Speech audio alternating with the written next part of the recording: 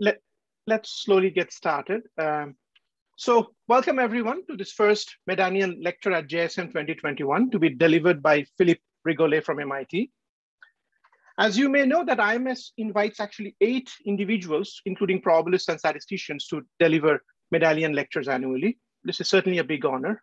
And usually the Medallion Lecturer receives a medallion in a brief ceremony preceding the lecture. However, it's very different this year. I hope Philippe has received his medallion. Have you, Philippe? I have, yes, by mail. Good. Okay, good. So let me just start with a brief introduction of Philippe Rigollet's academic accomplishments. As many of you may know, Philippe is already a leader in the area of mathematical statistics, working at the intersection of statistics, machine learning, and optimization. Philippe earned his PhD in mathematics from the University of Paris 6, working with Sasha Sibakov in 2006. He was in the job market in the US in 2008 after spending 2 years as a visiting assistant professor at Georgia Tech. Incidentally, actually, I was in the job market with him in the same year. And needless to say, Philippe dominated and got all the coveted jobs, actually. So Philippe spent a few years in Princeton before joining MIT, where he is now a full professor in the mathematics department. Many of you may be already familiar with Philippe's, some of his seminal works, including his work on sparse PCA, high dimensional regression, multi-arm bandit problems in non-parametric regression, and more recently in the theory of optimal transport. So for the last few years, I think his main area of focus has been the area of optimal transport. And that is going to be the topic of today's talk. But before we get started, I just want to set a few ground rules. And for the attendance and audience, please feel free to interrupt at any point of time if you have any questions or comments. The way you can do so is by 2 ways. You can either write in the chat window. I hope you already have access to the chat window. So if not, let me just write something in the chat window so all of you can see the chat window.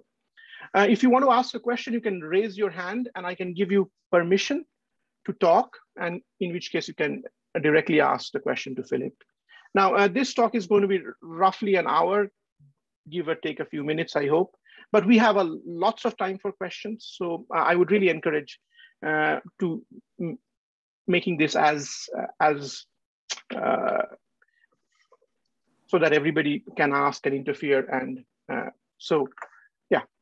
Okay, Philippe, so let's welcome Philippe. And without further ado, Philippe Rigollet, the floor is yours. Thank you very much, Bodhi, for this very kind introduction. It's a great pleasure and honor to give this medallion lecture this year. So I wish it was live and I could see all of your faces and you could see mine actually. So this photo is actually not a photo of me, but somewhat looks like me. So yeah, I would like to give an overview today of a topic that I've been working on over the past few years, which I call statistical optimal transport. So I will define what this means more precisely as we go.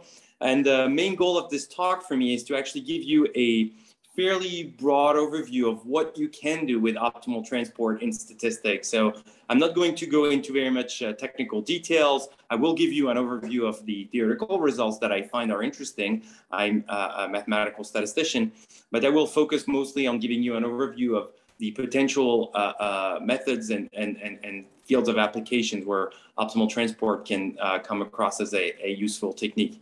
I personally find it beautiful mathematically as well, so hopefully I will convey some of that as well. So without further ado, let's get started and travel back in time to the 18th century with the introduction of optimal transport by Gaspard Monge. So Monge was a geometer, a good friend of Napoleon actually, and that predates this obviously. And he wrote his famous Mémoire sur la théorie des déblais et remblais. So being French, I have the privilege of being able to actually pronounce this. And you don't have to actually read French. I will just tell you what's important here. And the 2 words that are important here are déblai and remblai. And so déblai refers to a pile of dirt and remblai refers to a ditch.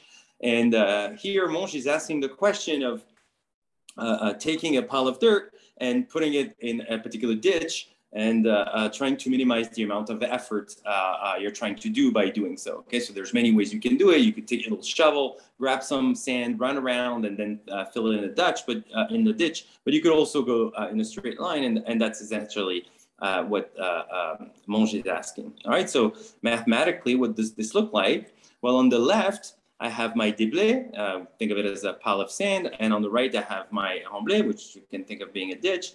And here we're going to always assume that the volume that I have available of sand is the same as the volume as I have to fill. So by normalizing this volume without loss of generality, I can assume that the déblai is a probability distribution denoted mu, and the remblai is another probability distribution denoted nu. And what I want to do is to actually construct a transport map, which is a map that tells me where each location of a grain of sand from mu needs to be pushed to a location in the remblai, so of nu.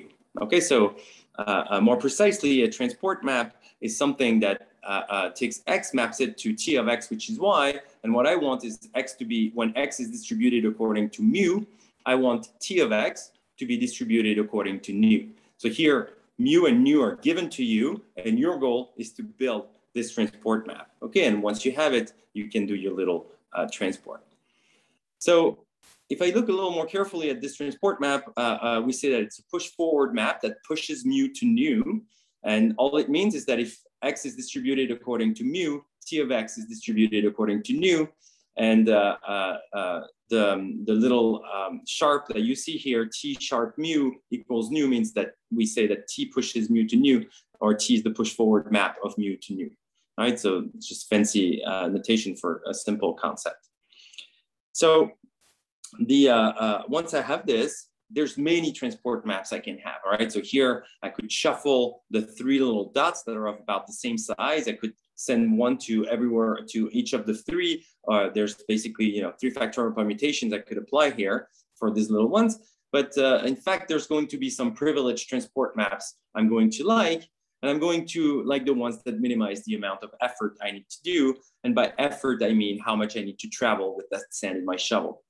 So if you look at this formula, what you see is that I'm measuring the amount of work I need to do by x minus t of x. So the origin minus the destination, I measure this in Euclidean norm to the power p. This power p here you can think as being 2 for simplicity, but it's going to be any number larger than 1. And so that's my travel distance. Now, x is a random variable distributed according to mu, so I'm going to take the expectation with respect to mu of this quantity. And now this is my expected or average travel distance to the power p. And now, among all possible valid transport maps, meaning any map that pushes mu to nu, I'm going to try to find the one that minimizes this expected travel distance. And that's the problem that Monge set out to solve. All right, so if you look at this problem, very quickly you will realize that it's actually ill-posed. And the way to see this is think about mu as being just a point mass. All right, so you have this big boulder and you're trying to transport it into some several locations. And what you're going to have to do is to break this boulder. You're going to have to break your mass and send the mass in multiple locations. So this map is no longer going to be a function t of x. T of x is going to be sent to multiple locations rather than a unique location y.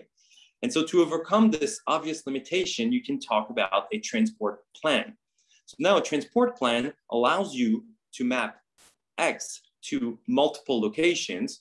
And another way to say this is that rather than having a deterministic point mass at t of x, you now have a probability distribution, actually a conditional probability distribution given x. And this conditional distribution should integrate to being nu in the end. All right, so now that I have no longer a map, I need to redefine what my travel cost is. And I'm going to define it as follows. So I'm going to minimize overall joint distributions of x and y such that the first marginal x has to follow the distribution mu. The second marginal y has to follow distribution nu. And now I'm minimizing the expected distance between x and y to the power p. So this is indeed a relaxation of the problem that we've seen. For example, if I only take y to be a function of x, so if y is a deterministic function t of x, this is exactly what we've been seeing. But here I'm giving myself a little more flexibility by being able to have a whole distribution at a given point X. So this was the idea of Leonid Kantorovich, who was not aware of Monge's results and was not actually stated as a relaxation originally. But when Kantorovich introduced this, he went on to notice that this was a linear program, albeit an infinite dimensional one. Why is it a linear program? Because this expectation operator is linear. And so I'm really just minimizing a linear functional, and the variable of interest is just the distribution of xy. Okay, and so once you have a linear program, you can start thinking about linear program duality. And actually, Kantorovich introduced the basics of linear programming duality and went on to win a Nobel Prize for his contributions. So there's some really interesting questions, historical points associated to this, but I don't have time since I'm trying to really run on the optimal transport land and really show you all the landmarks. But this is essentially the starting point. So once you've defined this quantity, so this minimum expected distance, then what you have is up to a rescaling to the power 1 over p, so that you have homogeneity. You end up with something which is in fact a distance between probability measures mu and nu, which is not a trivial fact, obviously. So this thing not only satisfies the triangle inequality and non-negativity, it's also definite. So if this quantity is equal to 0, it means that mu has to be equal to nu. And in fact, this is true for any value of p which is larger than or equal to 1. Right? So this is exactly what I wrote. I unfolded a little bit this formula. So if you pay attention, what you can see is so here, let me try to actually point to something. So here you see that I'm writing this as the infimum overall gamma. So gamma is the joint distribution between mu and nu. And this gamma sub mu nu means the joint distributions that are constrained to having the first marginal to be equal to mu and the second marginal to be equal to nu. Remember, this could be high dimensional mu and high dimensional nu, but I'm calling them first marginal and second marginal nevertheless. And now I'm writing joint distributions of x and y that follow gamma. And so it's exactly the same quantity that I had before. I'm just writing it in a slightly more accurate fashion.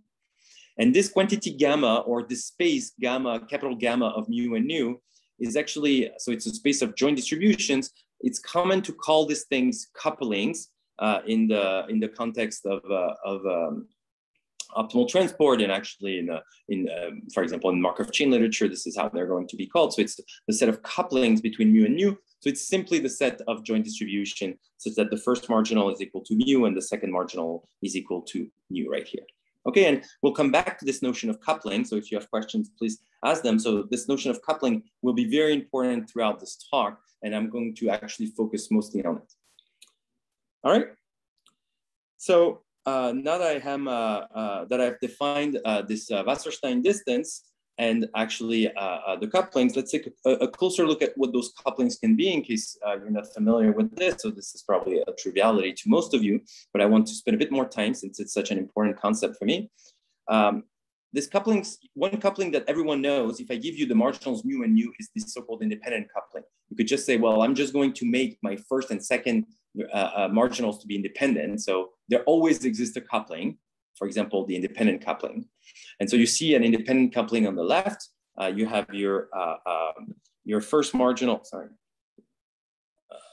All right, so you have your first marginal here, mu, and you have your second marginal here, nu. And here I just drew the 2D function, which is the product of those two densities. So that's the density of the independent couple. And you could represent it as a heat map, for example, here. Then on the other hand of the entropy spectrum, if you wish, you could talk about the deterministic coupling, where y is in fact a deterministic map of x, like here. And so it's a weird coordinate system, but you can, because y is here and x is here, but this is really just the function y is equal to t of x. You should think of this as being a ridge that goes infinitely high. So it's essentially a point mass on the trace of this curve y is equal to t of x. Okay, so that's a much more constrained coupling. It has, if I give you x, you know y perfectly. On the other hand, if y and x are independent, this is certainly not the case. So the optimal coupling that shows up in the optimal transports in this previous definition of the Wasserstein distance is in fact somewhere on the spectrum, somewhere in between. And one question that you might want to ask is which one, in fact, where is it? Is it closer to being an independent coupling, or is it closer to being a deterministic coupling? So to answer this question, we have available Bernier's theorem. And Bernier's theorem tells us that, in fact, the optimal coupling, as soon as P is strictly larger than 1 and mu has a density, so you need to have a diffuse source distribution, then in fact, the optimal coupling is a deterministic map.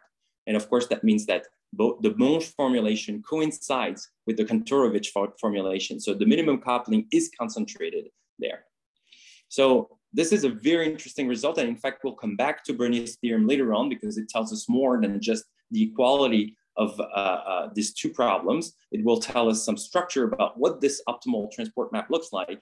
But before then, I would like to illustrate on a simple example, what is this optimal coupling in one dimension when p is equal to 2.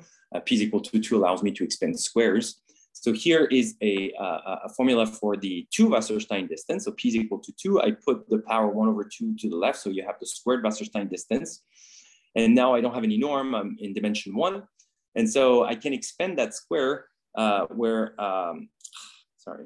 I can expand the square where x and y show up.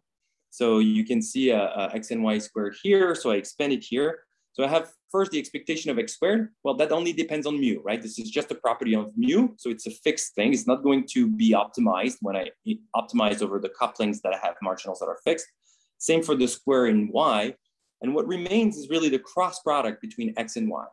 And remember, since the marginals of x and y are fixed, then in fact, I could find the coupling where I divide by the standard deviation of x, standard deviation of y, and therefore minimizing the expected travel distance, the expected cost is here equivalent to maximizing the correlation between x and y when I fix their marginals. Okay, so this is something that you see in the Fréchet-Hovding bounds or something like this, and this is in fact related to optimal transport as well. Of course, this is a very simple setup for optimal transport, which aims to target more general setups. All right, so both you have either the Monge or the Kantorovich formulations for this, but this is a way to see what the optimal coupling will do for you in this simple case. So I'm going to split this talk in several parts. And the first part here on statistical optimal transport is really meant to be a one-slide overview for several topics. Here, in fact, I will focus on 4 different topics, and then we'll zoom in on the last one, which is focused on couplings, okay? So here are the 4 topics I would like to show you where optimal transport is useful and that interface with statistics, but I will not actually talk about the first 3 ones. So, okay, this is probably the 0th topic. If you're interested in optimal transport and you say Google optimal transport, you will see mostly mathematical optimal transport with interface with, I mean, the closest to us probably probability and concentration of measure phenomena. It's related to partial differential equations and geometry analysis. There's lots of fields that connect to it. And there's those 2 books by Cédric Villani, which are, you know, sort of comprehensive introductions. There's also a book by Filippo Sant'Ambrogio that came out in 2015 that I like very much. And that's maybe a more amenable introduction for statisticians. So this is something you might be interested in. And as I'm speaking, there's probably more and more books that are being written. So I'm not going to spend too much time on reviewing the literature here. All right, so the first thing that I would like to say where optimal transport is almost obviously useful is statistical inference. Why is it obviously the same? Well, useful is because you have a distance between probability measures, and you know, any statistician given a new distance between probability measures is going to try to use it, for example, to build a test. Here I'm illustrating in the case of a test with 2 samples for homogeneity. So you're trying to see if the first sample and the second sample come from the same distribution. And one way to do this is to form the empirical measures of each of those samples, plug this in the Wasserstein distance between those 2, and reject if this Wasserstein distance between empirical measures is larger than some threshold tau n. Now, if you want to compute tau n, you need to understand, you know, the expectation of this Wasserstein distance. So it's a biased quantity. So you need to understand bias, you need to understand variance. but you can actually build central limit theorems and get some rates of convergence. And you can see more of it in Axel Munk's Medallion lecture later this week, but I'm not going to focus too much on that. But this is one of the main strength of Wasserstein distances and optimal transport, is that you can compute distances between discrete measures, discrete and continuous, or both continuous. It's really convenient. We'll see also that there are some downsides to this flexibility, which manifests itself in the form of recursive dimensionality. So the second thing, once you've done testing, you could do some estimation. So you could try to find which distribution from a parametric family is the closest to your empirical measure. And in terms of this Wasserstein distance, this has been coined minimum Kontorovich estimation. And it's by Becerri et al. in 2006. And you can try to do some statistical inference there, understand consistency and form some confidence intervals, etc. And a third topic, which is probably not as obvious as the first two, is that you can actually use optimal transport. And it's actually structural reasons that are quite different from the first two. It's not just the fact that it's a distance. And you can actually use it to define multivariate notions of depth, quantiles, and rank. So this has been initiated by some very elegant work of Victor Chinzukov, Mark Henry, Mark Allen, and Alfred Galichon, which was published in the Annals in 2017. And they focus on the definition and how you would compute these quantities. And they have some results about consistency. It's actually an interesting aspect, which is related to the structure of this optimal transport map, which we will come back to when talking again about this Bernier theorem. All right, so as I said, one slide per application. So here's statistical inference, moving on to geometric data analysis.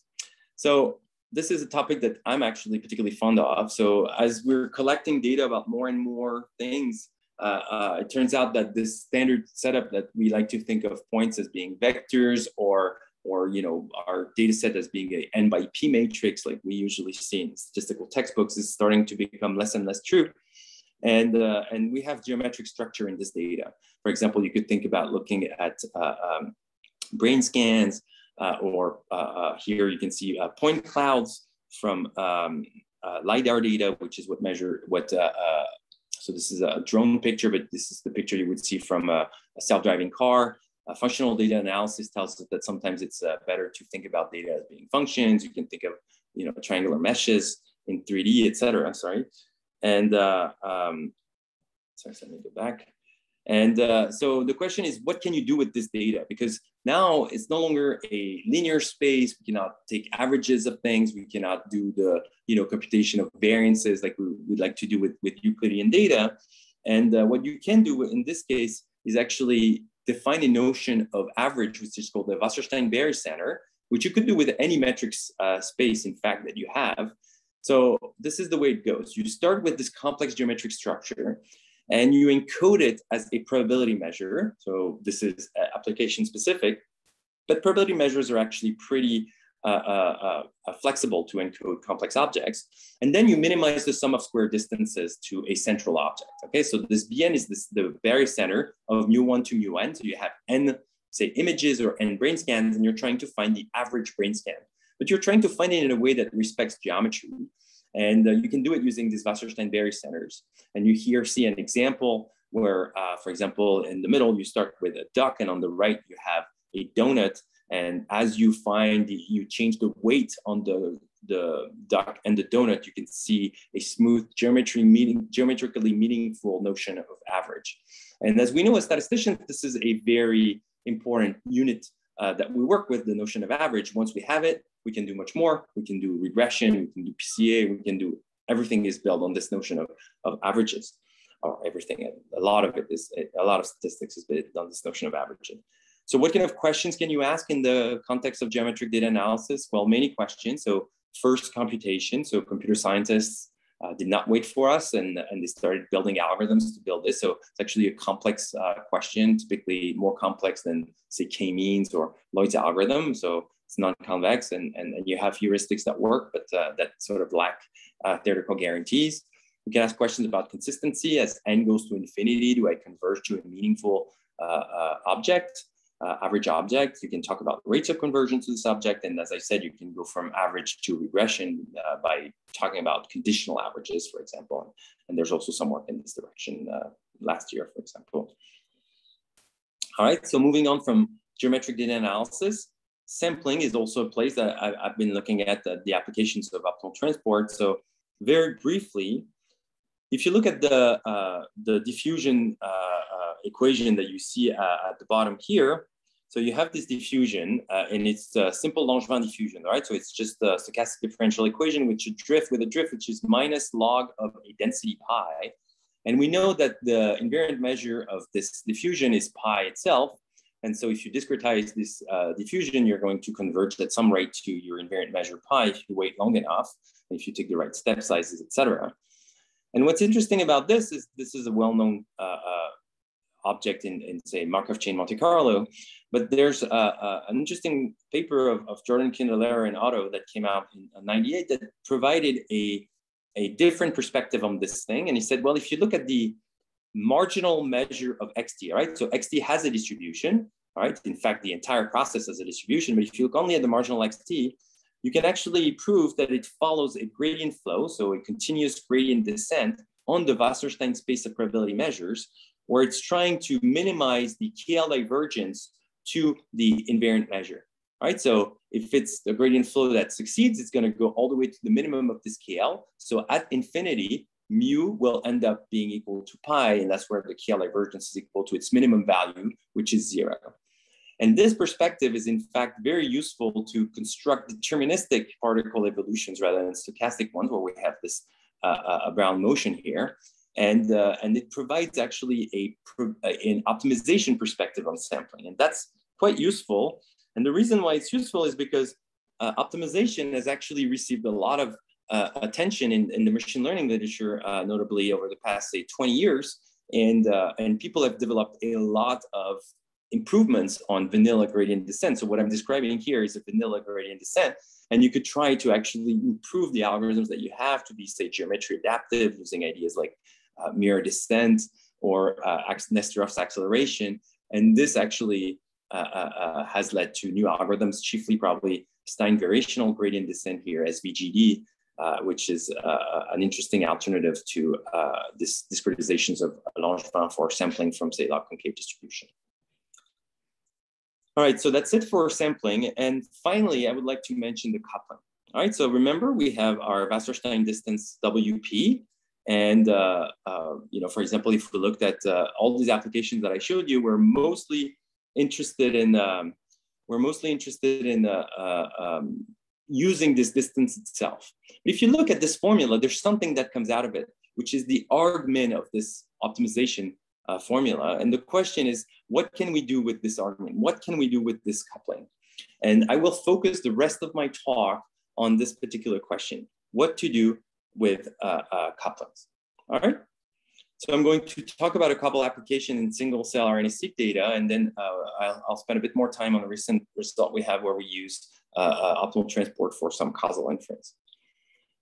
So in this work with colleagues at the Broad, led by Jeff Schiebinger, who's the first author on this paper, we were interested in cell ontology. So cell ontology is trying to understand how a stem cell becomes a complex cell, such as a red or white blood cell on the right, or some a particular neuron or something like this. Okay, and so we're trying to understand what are the steps that it takes to actually get to a particular point.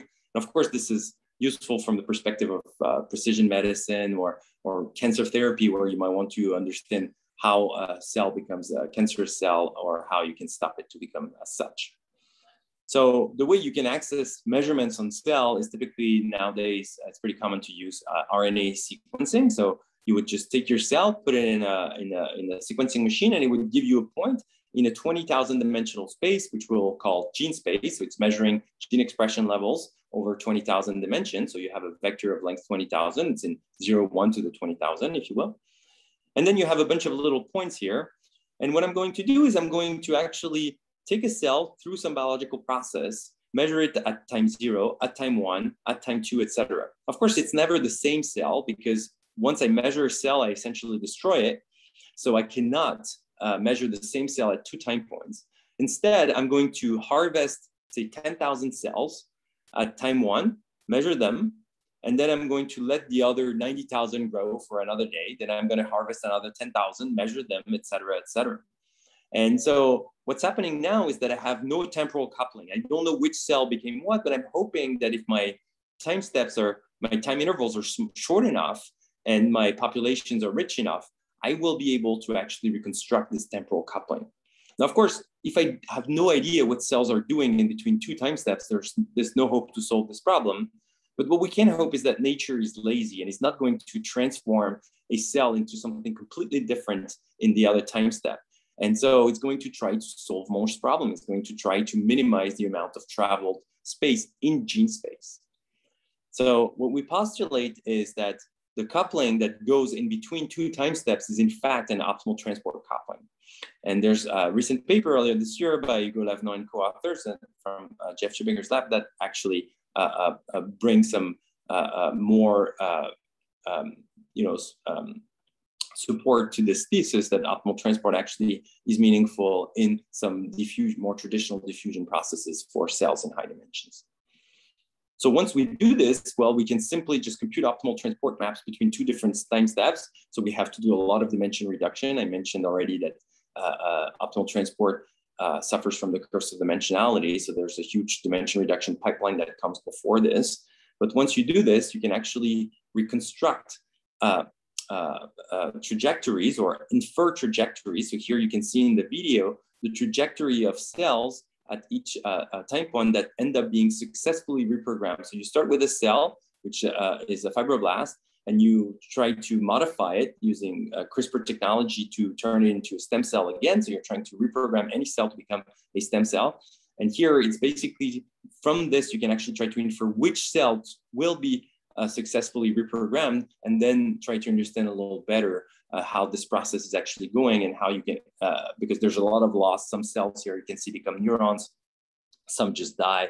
And so here the idea is to reconstruct these trajectories to really look back at what happened to those successful reprogrammed cells.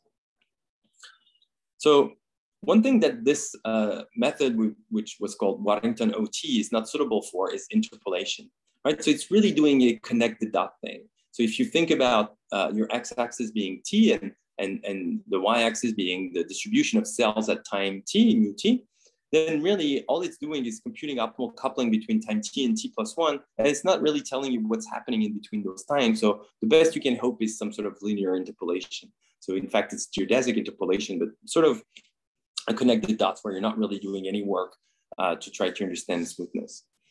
And we're more familiar with a curve that would look like this, right? So some smooth interpolation in Wasserstein space. And this is something that's usually given to us by splines. So the goal here would be to build Wasserstein splines. So splines in the space of probability measures. And so let me remind you quickly what Euclidean splines are. So they're curves in RD that minimize the total curvature of the curve. So the integral of the second derivative squared of the curve constrained to having the interpolating at the right points. Okay, so we all know this. And this is something we can solve very, very efficiently. It's solved routinely everywhere in our computers constantly. And Wasserstein spline, well, you can define, all right? So you have to be a little more careful because mu t is a map, is a curve of measures now. And so we need to talk about also velocity fields because those probability distributions emanate from particles moving in the space. So you need to basically say they're moving along this velocity field, and you want this movement to be consistent with the marginal distributions that you observe. This is given to you by the so-called continuity equation. And the curvature is measured here by some notion of covariant derivative. So you can write it. That's what I'm trying to convey here. You don't have to actually parse all these formulas. You can write it down, but there's no algorithm, all right? So even if you have an explicit formula for the covariant derivative, you cannot solve this thing. And people have proposed some alternatives for this, some things that we call path splines, which are formal relaxations of this problem. There's actually 2 almost concurrent papers that came out in 2018 that did this. And the problem is that those path splines, even though they're doing a good job at reconstructing probability measures, the trajectories that they induce can be all over the place. So if you look at this example, path splines will allow these crazy trajectories to be the trajectories that explain what happens here. And so that's definitely not suitable for us. We wouldn't want to say that our cells are crossing each other all over the place. Instead, that we would prefer to see a form, something that looks like this. And to do so, we introduce something called transport splines, which are embarrassingly easy to write. So the way we're going to do this is by, so we're going to want to interpolate. So ST here is a function that does the vanilla spline interpolant in RD, right? So the spline that we all know, no Wasserstein here, you give me endpoints x1, xn. ST of x1, xn is telling me what point am I at time t, given the whole spline input. Okay, so it's really just a spline that goes through x1 to xn, and it's telling me where it is at st. So we know how to do this. So how are we going to apply this? Well, first we're going to compute optimal transport maps between two consecutive times, two consecutive measures, mu I and mu I plus 1. So for example, if mu I is diffuse, you will have a optimal transport map.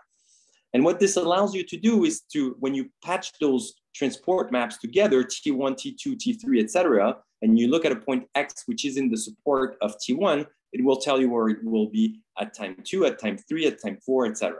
Okay, so you have a sequence of points which belong to the first measure, then the second measure, then the third measure, just by composing those maps. And what you do is you interpolate between those points. Okay, so formally this says just apply the spline interpolant between x1, t1 of x1, t2 of t1 of x1, t3 of t2 of t1 of x1, etc. And then the interpolant that you get at time little t, we call mu t, and this will be our definition of transport spline. Okay, so fairly simple, right? And you only need to call for spline interpolant in RD and optimal transport. So those are two different things, but they don't really need to interact together. And what's kind of amazing, besides being, the path that we want to see and to be obviously very cheap to compute, they do coincide with this complicated, Wasserstein spline that evolve covariant derivative if your particles evolve in 1D. Okay, so if you're talking about interpolating between, say, histograms, then this will do the job. And we can, in fact, extend this to thin plate splines as long as it's also in 1D. So here, the one-dimensional things we're looking at are, say, histograms or densities of temperatures at different points in California. And you can see that we can reconstruct entire histograms. So here, of course, I cannot plot histograms at each location. So what I decided to do is to show you the 10th or 90th percentiles and see how it evolves as I increase the number of stations. All right, so this is a paper we had last year in iStats. All right, so this is for splines in Wasserstein space where, again, couplings appear. They allow us to couple at two different time steps. Here, they will allow us to couple at two different locations on this map. And the final place where I would like to show you in RNA single cell RNA-seq data is for this idea of batch correction. So this is a problem in single cell RNA-seq data, which is that when you, because of different experimental conditions, when you sequence data in a lab, say in the US, and then you sequence the same tissue with the same machine on the other side of the Atlantic Ocean, for example, you will end up with a biased data set. All right, so these are Tisney representations of those data sets as projected in 2D, and you can see there's systematic biases. And the goal is to actually just push one to the other, and we suggest to use an optimal transport map. Of course, you cannot use exactly an optimal transport map, because what would happen if you had an exact transport map, it would be a valid transport map. In particular, all the red dots would be mapped to a green dot, and you would lose the information brought in by the second data set. You would just basically collapse your two data sets into one, but of the size of only of the second one. And so what you need to do is to not look at perfect transport maps, some regularized transport maps, and to get some picture that kind of looks like this. So in fact, I'm showing you a cartoon picture that comes from a paper of Butler et al., which does not use optimal transport, but we applied optimal transport techniques using a coupling which is regularized by low rank. And this allowed us to couple single cell RNA-seq data and perform domain adaptation. So we had two data sets. The first data set was mapped to the second data set, not exactly, so we could keep idiosyncrasies of both data sets. And then we had labeled on the first data set, which we propagated through this transport map to the second data set, and we're able to do nearest neighbor classification and improve the state of the art in terms of classification error compared to dedicated techniques, including optimal transport-based ones. All right, so now this is the end of my little tour. I would like to spend a bit more time talking about recent work that we've done on causal inference. So I'm going to talk, so I know there's many setups for causal inference, people trying to do causal inference without intervention, with, you know, confounders, etc.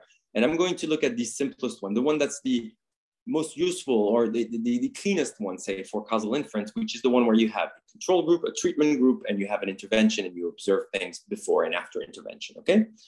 The only little thing that we'll have is that people don't need to be the same, all right? So we don't need to have the same patients pre and post. So we have our control group and our treatment group. They both have their own distribution, right? Maybe they've been selected to be in this group based on, you know, variables we don't observe. And so we observe them. And then the treatment group is subject to an intervention. And then at time one, we observe the distribution of the treatment group after receiving this intervention, okay? So again, the patients in the treatment group need not be the same. And this is important, for example, if you do, say, some sort of a social or economic study, you give a stimulus for businesses in a particular region, and you do a survey before the intervention and you do a survey after the intervention. And if you actually do this, then you're going to have, maybe your survey is not going to be from the same people, but you want to have some representation of what the global population actually is. Now, what happened to the control group? Well, the control group, something might still have happened, right? They did not freeze in time during this little stimulus. So these are subject to some natural drift. Maybe the region is gentrifying, maybe there's some exogenous forces that actually change what this control group is. So we're going to take that into account. Again, we don't need to have the same people or units in the pre and post treatment period. And then this natural drift, of course, is also applied to the treatment group, right? We have no control over this. And so in fact, what we observe is not just the effect of our treatment or intervention, we observe the combined effect of the treatment and the natural drift. So this is really our picture. We have 4 distributions that we observe: pre and post, control and treatment, and the difference between the treatment post period and pre-period is the combination of this natural drift and the treatment effect that we are after. So if we want to be able to actually understand what the treatment effect is, we need to basically understand what this natural drift is. And this is instantiated with the concept of counterfactual. The counterfactual distribution of mu1 star, the post-treatment distribution of the treatment group, is what would be, is the distribution that it would have if it were not subject to the treatment, but only to the natural drift. Okay, so this natural drift, of course, will have a different impact on the treatment group and the control group because there are different distributions to start with. But the hope is that we can actually estimate this counterfactual from simply the control group.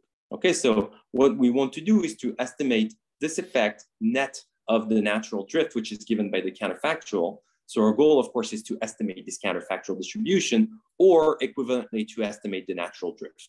And this is what we're going to do. We're going to try to estimate the natural drift by understanding it from the perspective of optimal transport, and in fact, simply find conditions under which this natural drift is an optimal transport map. So to do that, we need to go back to Bernoulli's theorem. So remember, Bernoulli's theorem was the theorem that told us that the Monge problem with the transport map was the same as the Kantorovich problem with the transport plan, which was initially a relaxation. But this theorem tells us a bit more. It also tells us that this optimal transport map, let's call it T naught, let's call it T naught, is the gradient of a convex function F naught. So it's a convex function from RD to R. So when you take its gradient, it's a d-dimensional vector. So that's what we're actually trying to get, a function that takes d possible values, right? Oh, not d possible values, but take values in RD. And in fact, not only is it has this nice structural form, but it's unique. So meaning that if you find another convex function F1, such that mu is the push forward of mu through this gradient of a convex function, then it must be that this gradient of F1 is in fact the optimal transport map T0. This is the only one that's like this. Okay, so any transport map that has the right structure has to be the optimal one. So how does this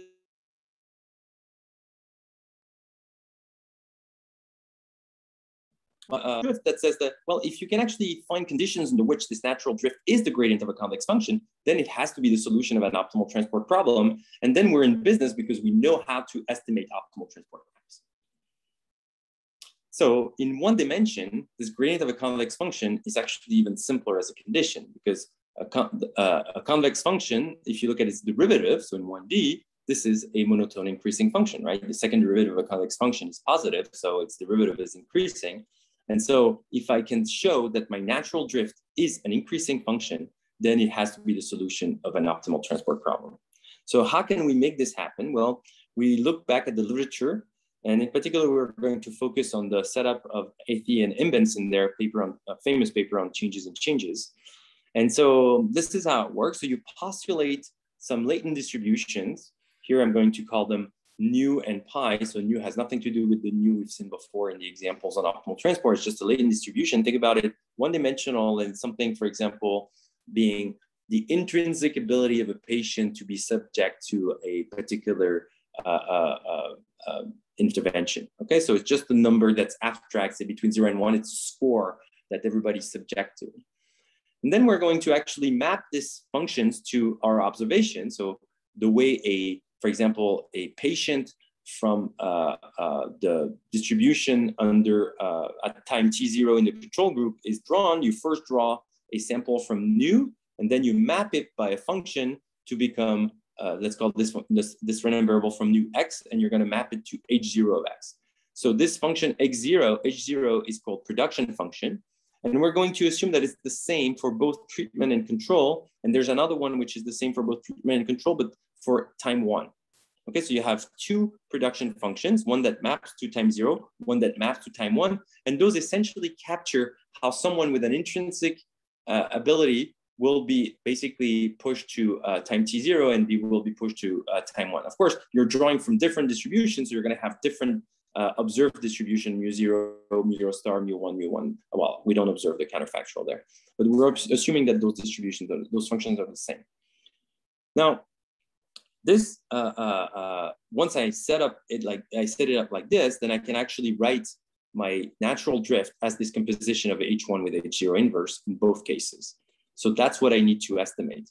Now, I don't know anything about h0 and h1, but if I can show that this is a monotone function, then I know that it's going to be the solution of my IoT problem. And so for that, a sufficient condition is to just say that those production functions are increasing. And of course, this is a natural assumption. It's just essentially telling you that the quantiles are preserved. So you don't need to say anything more than they're increasing. They're just, if you have a higher ability, you're going to be in a higher quantile at time t0 or at time t1. Which implies that the natural drift is increasing, and therefore it has to be the optimal transport map between mu0 and mu1. And since we observe both, then we can actually have a good estimator. So here we just use an estimator based on the empirical cumulative distribution function. So I did not explain that in details, but optimal transport maps in 1D can be expressed explicitly in terms of CDFs. And so you can just plug in empirical CDFs. And that's precisely what Athey and Imbens do in their famous 06 paper with changes and changes estimated. So if you look at this paper, you will see nothing about optimal transport. It's all about quantiles and monotone functions. And they essentially follow the same idea, but since it's only in 1D, they don't need to bring the heavy machinery of optimal transport. Where we need the machinery of optimal transport is when we have multiple outcomes, when the outcome of interest is multivariate. And in fact, this is often the case that we have multivariate outcomes. We're now measuring routinely, tens and maybe hundreds of outcomes. You could think, for example, as outcomes being some genetic profile, for example, and your intervention being particular chemotherapy. And that's something you might be interested in looking at.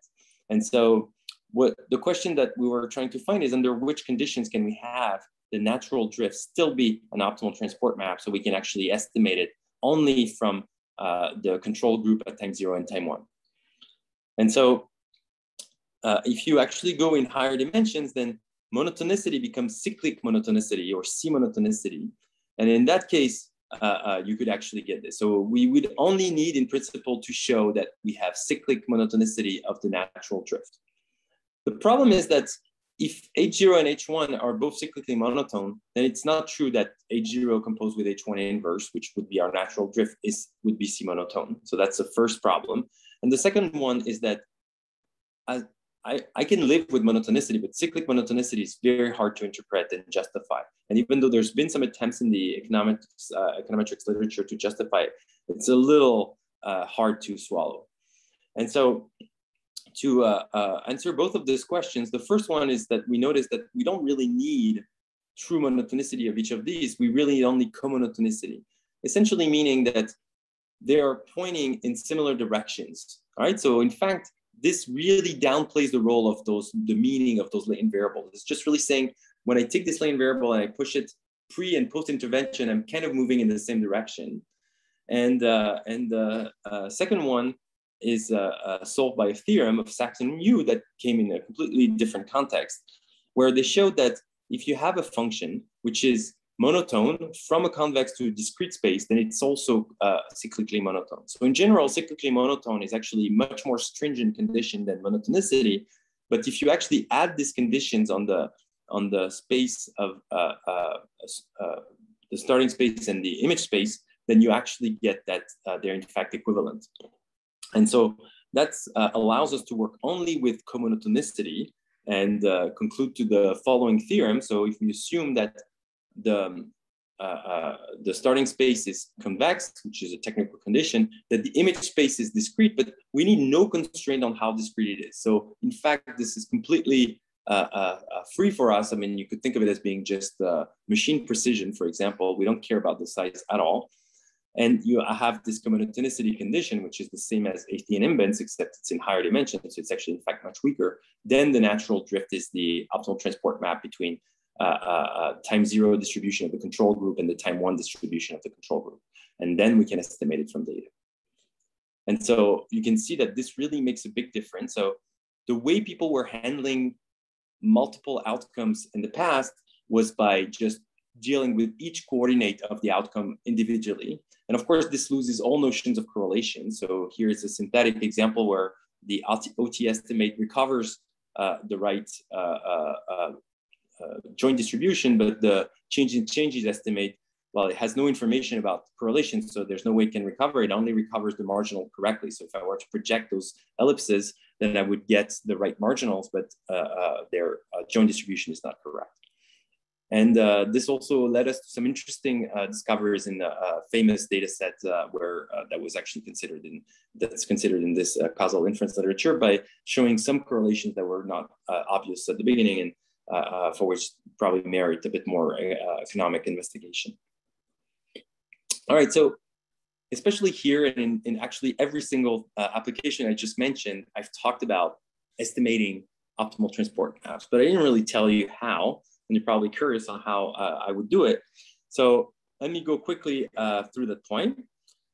So the first thing I'm going to do is to go from empirical couplings to valid transport maps, and then see how we can deal with this curse of dimensionality. So here's an estimated coupling. All right, so you start with data. So it's an empirical distribution mu n and an empirical distribution mu n. Again, I take the same sample sizes on both sides, but you don't have to. And it's just going to be an LP, a linear program where you're optimizing over the space of bistochastic matrices, which is the so-called Birkhoff polytope.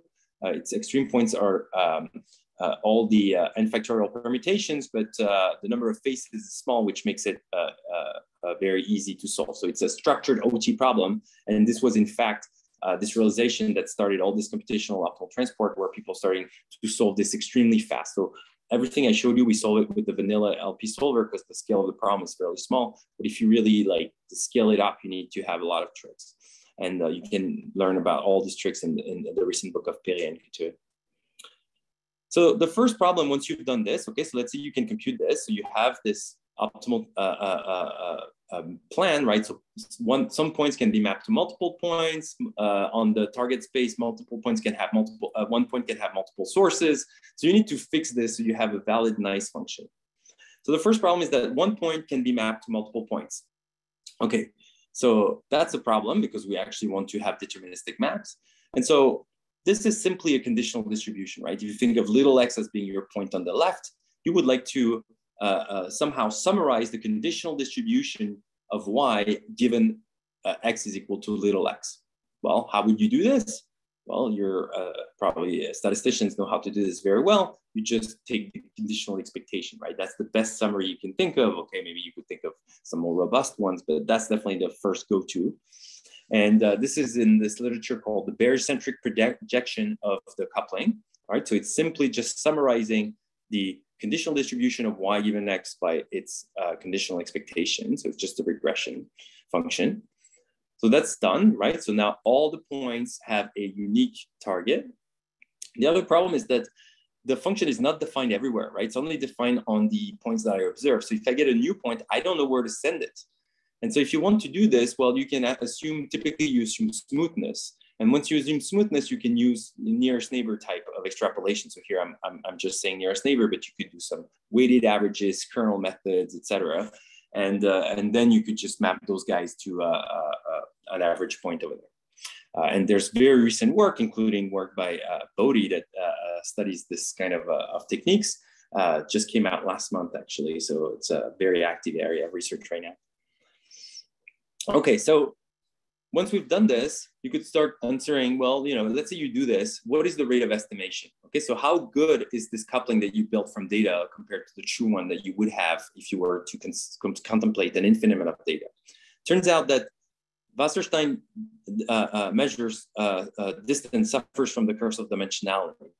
So if you look at the Wasserstein distance between mu and its empirical measure, even for the uniform distribution, it's already n to the -1/d. So big curse of dimensionality, no parameter to save it. And it's easy to see. It's like the example that you give when you talk about non-parametric statistics. Basically, the high dimensional spaces are empty.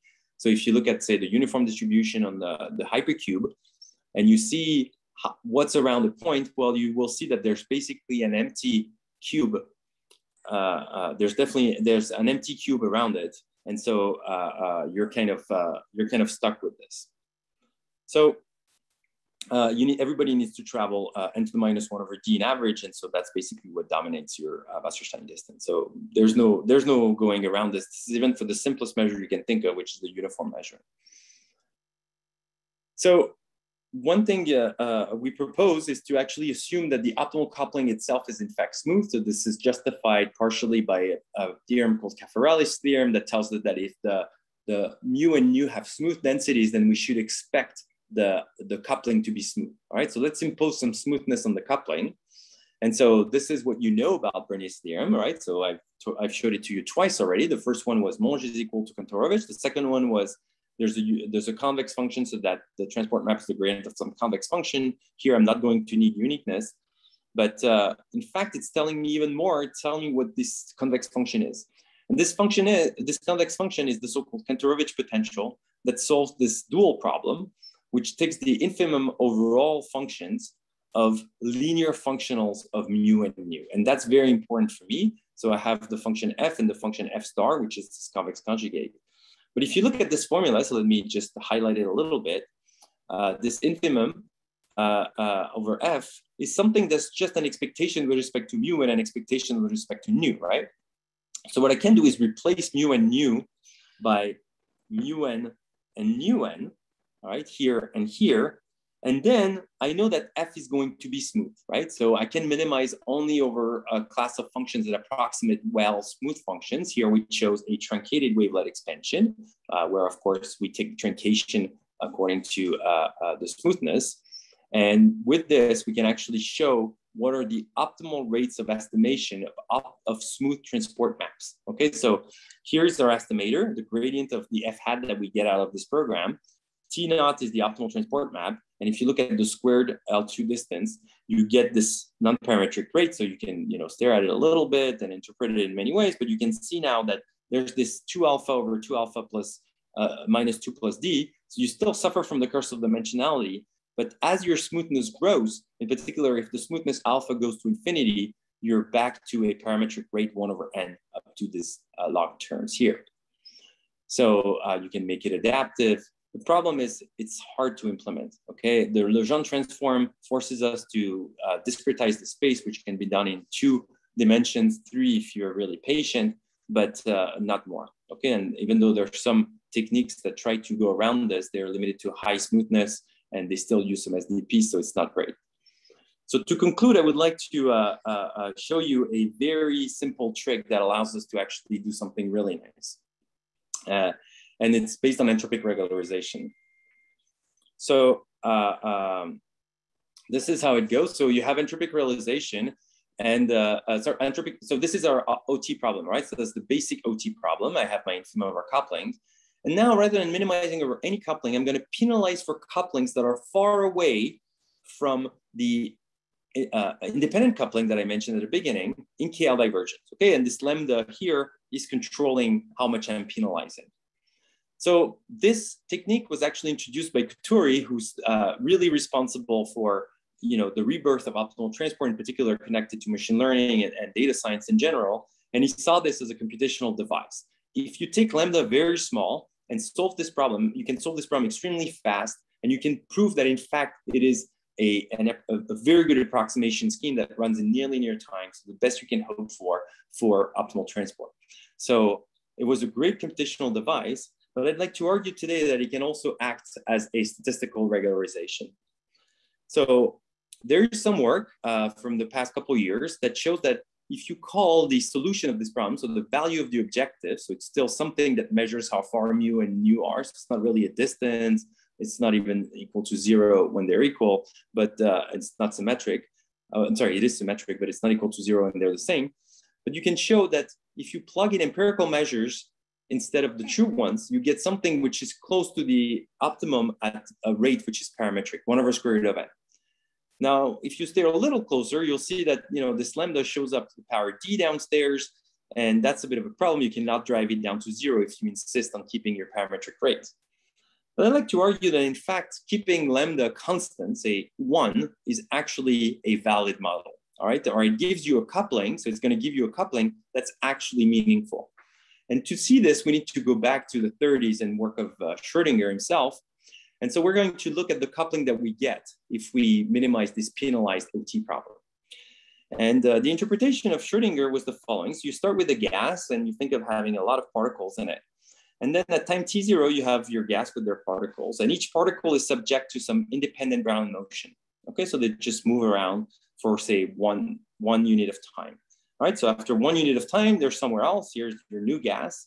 And the question that Schrödinger asked was, what is the most likely coupling between those particles? Where is the most likely location? If I were to label those particles 1, 2, 3, all the way to n, which one is the most likely to be 1 on the right, etc. So there's this, you know, coupling that you could try to come up with and ask, what is the most likely one? Of course, there's not a unique one, it's a stochastic process, but you could still ask, what is the most likely one? Because all the probability distributions are perfectly defined in this Brown motion experiment. It turns out that if you take lambda is equal to 1 here, this is exactly the most likely coupling you will have. So now you can think of it as some Gaussian noise that you apply, right? And in that case, this coupling with a constant factor 1, lambda is equal to 1, is a meaningful coupling. This might be a coupling you might be interested in.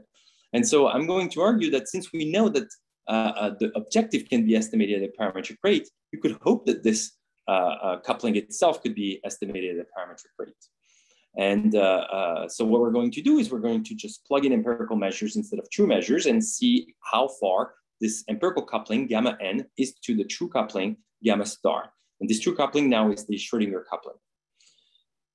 So what we prove with my student Austin Strum is that if you have bounded support for mu and nu, then in fact, they're behaving as well as you can hope. So we're not proving a central limit theorem, but we're proving a finite sample result. And we show that if you take the difference between gamma n and gamma star, rescale by square root of n, hit a test function h, which is bounded, then you have a sub-Gaussian process, right? So you have a sub-Gaussian process, and this is the basis of all the rates you want to prove. Now, rates for what? Well, it's rates for something that we will call matched and fit. And this is really the simplest thing you could think of and that you would hope to be able to implement. So you have your two measures, mu n and un. I'm going to call x is the data from mu and y is the data from nu. So when I form my empirical coupling, it's going to give me an n by n matrix, which will just be a bunch of weights that sum all up to 1, okay? So each pair, xi, yj, will be endowed with the weight w, ij, from this empirical coupling, okay? I'm going to take a class of potential maps that I want them to play the role of a transport map between mu and nu, right? So you can think of linear, smooth, deep neural networks, additive, whatever you want, okay? Any map from RD to RD. And then you're going to do the following weighted least squares. So you had n observations on the left, n observation on the right, and then you're going to form the n squared possible pairs that you can do between xi and yj. And then you're going to weight each of these pairs by the weight that comes from this coupling gamma n, and just do a least squares problem. So it's a weighted least squares over your favorite class. So this is really a regression problem, except that I created a bunch of weird observations, which are the pairs xi, yj, which are not coupled, but I couple all of them, and then I weight them by how much I trust them from this empirical coupling. What is this function trying to estimate? Okay, so I can write this, of course, but as n goes to infinity, what is this approximating? Well, basically this wij is supposed to approximate the true coupling gamma star, that's right there. And so if I just plug in this sum of wij by the integral of with gamma star, what I get is this quantity down here. And if you look at what this is giving me, well, this is just the conditional expectation of y given x if, so the regression function of y onto x, if x, y are distributed according to gamma star, and if, of course, h is rich enough to be able to capture this function. So if I were to take the minimum of all functions, this is what I would get, right? So more precisely, if h is rich enough, then h star is the, what we call the barycentric projection of gamma star. So now this is a very simple thing. It's estimating a map, which is not the OT map between mu and nu. It's a different map. It's the barycentric projection of the Schrodinger coupling. But I argue that this is a good map that we might want to work with. And this one actually has all the properties. So if you want to prove this, you have to use some decoupling tricks that show up typically in U statistics. So there's a nice book by De La Peña and Ginet that treats this in full details. So this paper is not published yet, but it's going to be out on archive before the end of the month. And so now that I have this sub-Gaussian property here, then I'm in great shape because I can actually prove parametric rates for parametric classes. I can apply chaining. I can apply all the techniques that I know for empirical processes, and I will get my non-parametric rates for non-parametric classes and my parametric rates for my parametric classes. All right, so I'm getting to the end of this fairly long talk, admittedly. So just a summary of what we've seen. So it was a pretty fast, but hopefully I gave you an overview of all the things you can do with optimal transport and maybe inspire you to think about some use of optimal transport in your areas of interest. So it shows up in inference, estimation, sampling, geometric data analysis, so causal inference, single cell data analysis. And there's other topics I didn't touch on that are actually presented at GSM. So I encourage you to search for optimal transports in the title of the sessions and the talks, such as fairness, privacy, some questions in econometrics, etc. We use couplings to couple uncoupled data, and I think this is a very promising field where we have to integrate data sets together and that come from different sources but pertain to the same phenomena. This is arising more and more as people are sort of collecting data in a non-synchronized way, and we need to synchronize a posteriori. I also thought of a few open questions that you might be interested about in thinking about. So the first thing is we've been trying several ways to regularize couplings. So this problem suffers because of dimensionality, and so we thought about some low dimensional couplings. We thought about some low rank couplings. I presented some of those results, not all of them. But we haven't thought about sparsity. We haven't thought about parametric classes. There's lots of questions on how you would want to regularize couplings and make this problem more immune to the curse of dimensionality. So we need some good models here. We also need some good models for the transport maps themselves, so functions from RD to RD. So one thing that we realized going there is that there is some literature, for example, so some multivariate kernels. There's some functions from RD to RD, but this is definitely much less common than functions from RD to R that we're used to manipulate. We have all these additive models and single index models, and we have some fairly complicated things we can play around with.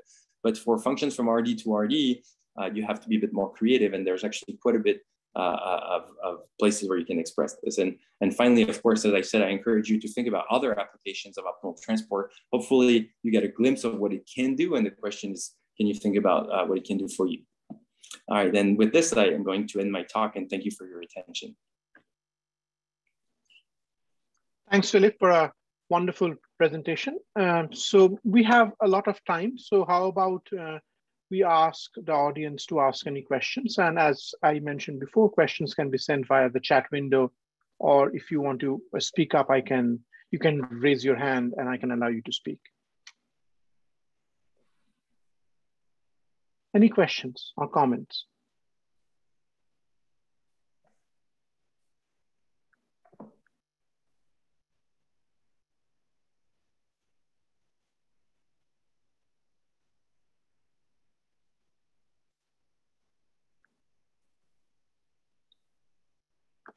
So okay, so Victor de la Pena has a question. So let me just allow Victor to speak. Victor, you can unmute yourself and speak up. Good. So I was wondering how, you mentioned the book on decoupling, how you use the U statistics. Do you actually use the decoupled U statistics, or how you use? Yeah, so it's going to be a bit hard for me to extract one. There's nothing very fancy there. We actually use sort of Hovding's original trick, essentially.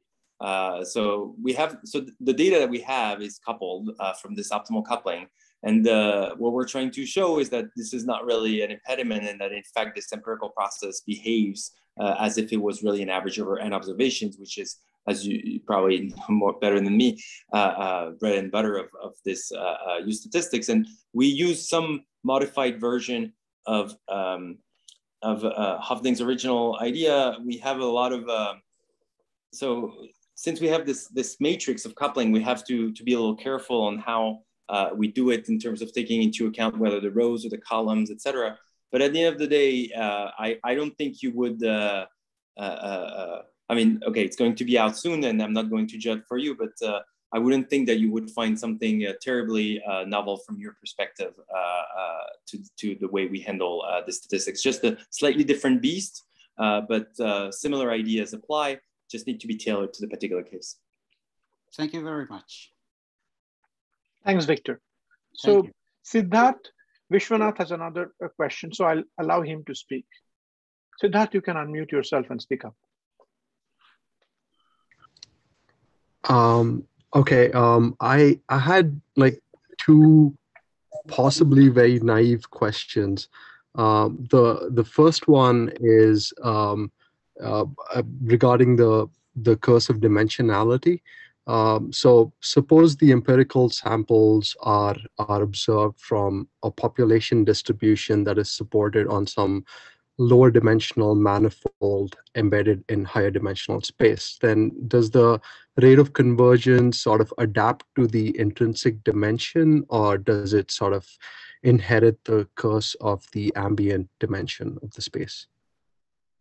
Okay, you would like me to respond to this one first? Yeah, sure. Yeah, okay, so that's a very good question. And in fact, there is some work. So if it's exactly lying on a low dimensional manifold, it indeed inherit the rate of convergence of this manifold. And the reason is simply that when you want to prove an upper bound on Wasserstein distance, you just need to build a coupling. And what you can do is just transport along this manifold. So it's as if you lived on this manifold. I will point you to a fairly recent paper of Weed and Back on the topic, who show not only that if you're exactly on a low dimensional space, on a low dimensional manifold, you will enjoy that, but they also show that if you are on a close to a space of low Minkowski dimension, so you don't have to be, I mean, of course, close is depending on how many points you have, you will be able to adapt to this underlying dimension. So that's a very good question, and it's definitely something which is actually quite remarkable, like you adapt to it completely free.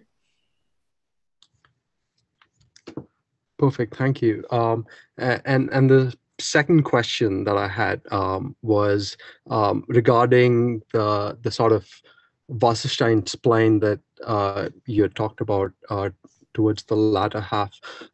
So I was a little confused about what is meant by the covariant derivative, because I mean, so how are like tangent spaces defined? You know, when you're sort of looking at this notion of covariant derivatives, etc. Yeah. So there's something called the autocalculus, which is a fascinating topic, which essentially says, so if you think about the Wasserstein space, you know, it's a infinite dimensional space, non-homogeneous. It's not really a Riemannian. So it's a metric space. It has geodesics. So it's somewhere better than, you know, a discrete point set with just distances, but it has geodesics. So you can basically interpolate between any points. But you can also endow it with a differential structure. And I should really put this differential structure in quote, but it allows you to do actually quite a bit. So for example, when I talked about gradient flows, you need a differential structure to talk about gradient flows. And the first thing you need indeed is a tangent space. And in fact, you can actually identify at a measure mu, let's say this measure is diffuse, so you can actually define optimal transport maps to any other measure. So at any measure that has that is diffuse, you can define a tangent space, which is simply the tangent, the union of the transport maps from mu to all the other distributions minus the identity. And so all these transport maps to other distributions form tangent space. So they're your velocity, basically. And it's a subspace of L2, so it's actually a flat space, it's a Hilbert space, and a subset of a Hilbert space. So this is the view of Otto to say, well, in fact, we have velocities and we have tangent spaces that are given by those transport maps. In fact, it's transport map minus identity, which is sometimes called displacement map. Perfect. Thank you so much. Sure. Thanks, Siddharth. So I want to continue on one question that Siddharth asked, the first question of adapting to the intrinsic dimension. And I think, Philippe, when you mentioned about so you can do two things. You can adapt using the Wasserstein distance, or you can also think, will the transport map adapt? And do you mean both will adapt, or do you mean the Wasserstein distance will adapt? And my question is, will the transport map also adapt to the intrinsic dimension if you have the target distribution lying on a manifold?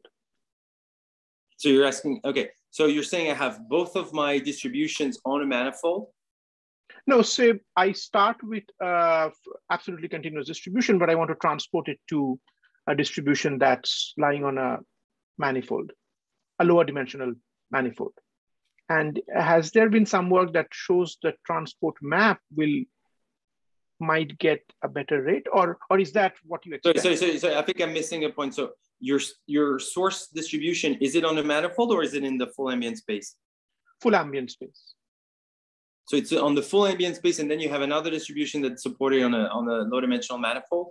Yes. And so you're asking what if because the map is going to be defined everywhere on the ambient space now, right? Yes. And so you want to know if the rate of convergence of the optimal transport map to it. Map. I don't know. Do you know?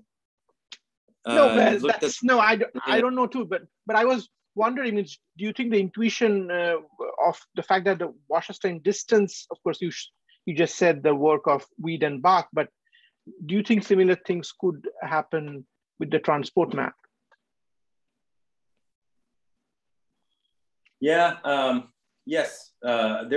So there's a simple result by G from the 90s that shows that if you have a target distribution and two source distributions, then So, okay.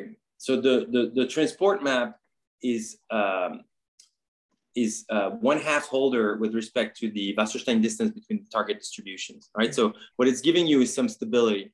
Okay, so if you only allow those two distributions to actually be supported on this low dimensional manifold, and let's say one is just so if they're really far in the manifold, I'm not too sure, because your transport map is going to be tempted to actually cut through the ambient space, right? If you allow it to do so. But if you really have like a distribution and it's empirical distribution, and then those things are actually going to be n to the -1/g star apart, then this should actually, so G is not going to give you the optimal rate, because the 1/2 Holder, I think, you know, for such setups, you might want to try to find a setup where you have like actual Lipschitzness. But in that case, I think at least the G result, even off the shelf, should probably give you already a rate that's only depending on the ambient dimension, sorry, the latent dimension in an explicit way, which is probably suboptimal, but will remove all dimensions, all full dimension dependence. That's my guess. Okay. Thanks, Philippe. So again, I want to ask the audience if they have any other questions or queries or comments about the talk. Please feel free to let us know. There is another question by Ning, so I'll allow Ning to speak now. Please unmute yourself, Ning. Yes, I have one question. You just mentioned that the optimal transport is applied to the RD data for high dimension with some geometry features. And I just wonder, is it naturally adapted to the network data? How about in network, there are some local correlations with the data. And there is also some time dynamics, and each vertex, the configuration of each vertex, and it has its own time dynamics. Can it work on this type of data? Okay, so I'm not sure.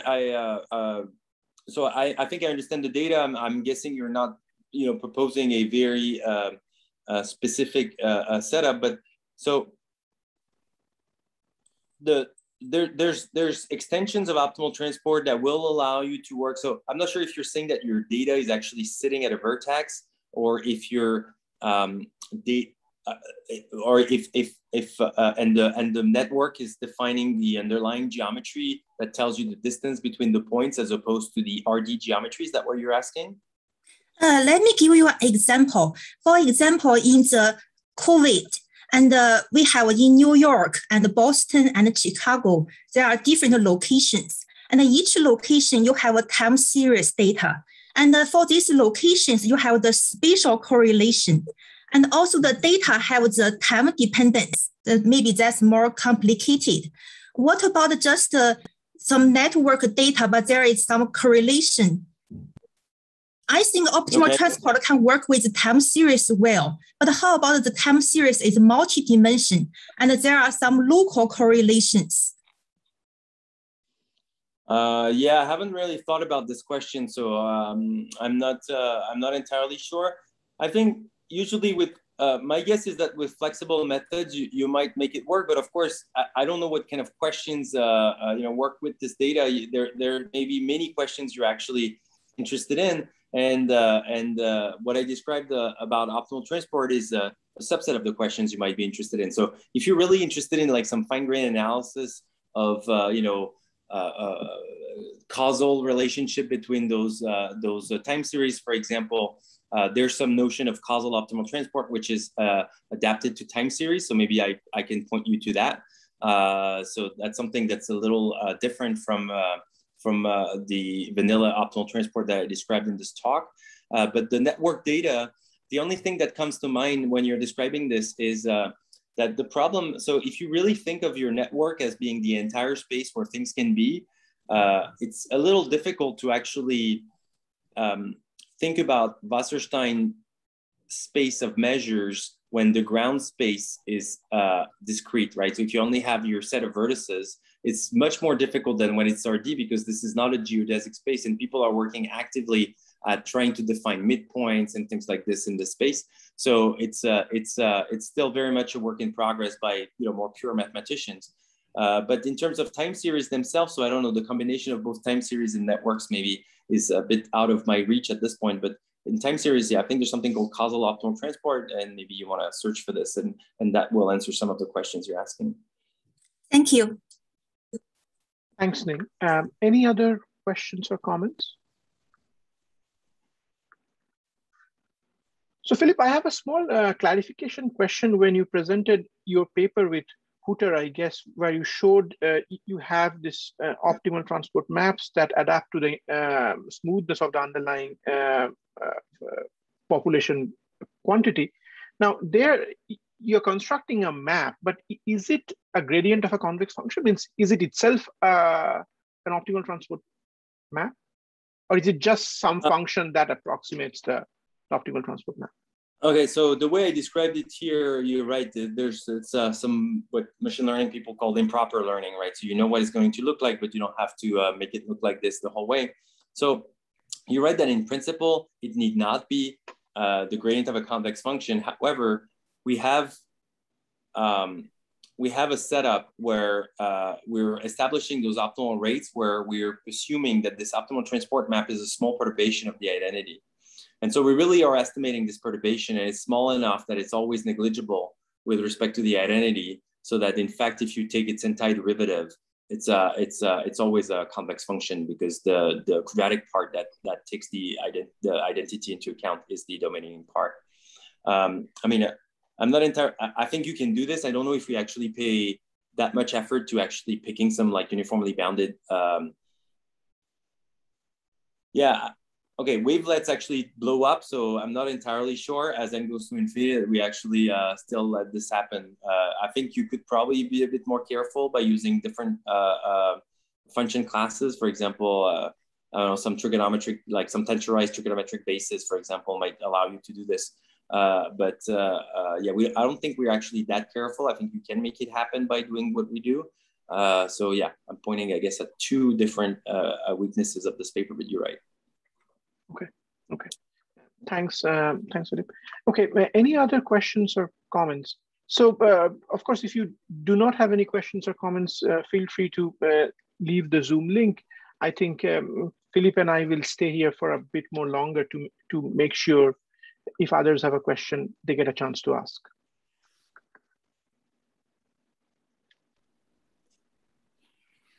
I think Shantanu Datta has a question, so I'll allow him to speak. Hi, I actually put the question in the polls tab. But anyways, I can repeat. It's actually a very simple question. I think, first of all, great talk. Thank you. I think you mentioned oncology in your presentation as an example. So I was wondering if this method can be, like, if you can elaborate a little bit how this method can be applied in oncology or oncology trials. And what would that be? So I'm not that close to application. I'm actually talking to a researcher in oncology right now, and we're developing some techniques to understand. So I'm going to embarrass myself. So we're trying to understand when you apply chemotherapy to a particular tissue. So it's not well, actually it is single cell. So we're doing single cell, and we noticed that, you know, when you apply chemotherapy, there's like a rebalancing of the type of cells that you have, and we want to know, you know, so the question is whether it's a causal effect, or it's just that some of the cells are being, a particular type of cell is being killed, and people believe typically that some of the cells reprogram themselves to become something more resistant to therapy. And we're using some barcoded data and apply some optimal transport techniques to try to understand, again, some notion of lineage, and try to understand what is the trajectory of a cell. And the, you know, basic question is really to understand if a cell, which cells tend to reprogram themselves and which cells tend to not reprogram themselves. And for that, we also need to recover some sort of a coupling. It's at a slightly finer grain thing, because we have some barcoded data for this. Thank you. Thank you, Shantanu. So Philippe, I think there is a question in the chat window. Yeah, there's can you in the see chat. it? Yeah, I can see it. Yeah. could you please elaborate more on the benefit of considering semi-continuous settings? I mean, when you consider the case where one marginal is continuous and the other one is discrete. Okay, so this is not, so I think you're referring to causal inference, or, I mean, I don't know if it's when I consider the case or if when anyone considers the case. So I didn't really mention the actually there's a so-called semi-discrete setting in optimal transfer, where you're coupling continuous function to a continuous distribution to a discrete distribution, which, you know, if, for example, something that could be relevant when one is an empirical distribution, another one is a distribution from some parametric function. So I did not mention that, so I'm going to assume that you're referring to the case where my source distribution was continuous and my target distribution was discrete in the causal inference data set. So really, I mean, to be completely honest, this is motivated by our need to interpret to justify the use of this technique and apply the Sachs U result that allows us to say that cyclical monotonicity is implied, in fact, by the much weaker monotonicity, and really it's the comonotone setup that we consider. But we don't view this as any restriction because, again, the size of the alphabet does not play any role. So you could just account for, depending on how convenient it is for you, you could always think that any distribution is discrete, right? Just by matter of rounding. If we just employ this continuous setting for the purpose of convenience and simplicity. But here, it just so happened that if we just like allow, so one way I view this is essentially that this absence, this collapse of the difference between monotonicity and cyclical monotonicity is a purely continuous phenomenon. And things like many things that are purely continuous phenomena, maybe they're artifacts of our, need to use continuous formalism in mathematics. But, if it goes against the way of interpretability, I'd rather just remove it. And, in many instances, actually, I'm a strong proponent of going to the continuous setting because it is much more convenient in many settings. But here, not for this particular one. So maybe you can answer in the chat and let us know if I actually answered the question you were interested in. Thanks, Philippe. Are there any other questions or comments?